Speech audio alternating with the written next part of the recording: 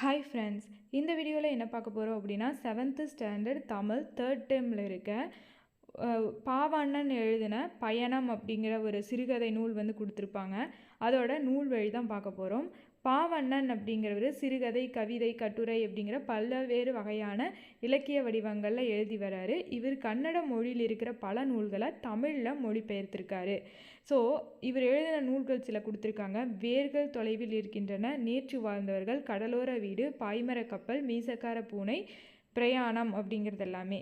So இதை எப்படி ஈஸியாக ஞாபகம் வச்சுக்கலாம் அப்படின்னா, நேற்றைக்கு பாவமாக இருந்த மீசக்கார பூனை பாய் வீட்டில் பிரியாணி வாங்கி தொலைவில் இருக்கிற கடலோர வீட்டில் சாப்பிட்டுச்சு அப்படின்னு சொல்லி ஞாபகம் வச்சுக்கலாம்.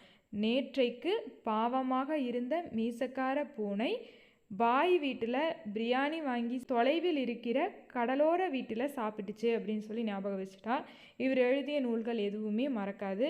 இது வந்து உங்களுக்கு யூஸ்ஃபுல்லாக இருக்கும் அப்படின்னு சொல்லி நினைக்கிறேன். இந்த ஷார்ட்கட்டு இது யூஸ்ஃபுல்லாக இருந்துச்சு அப்படின்னா நம்மளோட சேனலை சப்ஸ்கிரைப் பண்ணிக்கோங்க. அப்போ தான் இனி அப்டேட் பண்ணுற எல்லா வீடியோஸுமே உங்களுக்கு நோட்டிஃபிகேஷனாக வரும். நம்மளுக்கு கொடுத்துருக்க பயணம் அப்படிங்கிறது பிரயாணம் அப்படிங்கிற சிறுகதை நூலிலிருந்து எடுக்கப்பட்டிருக்கும்.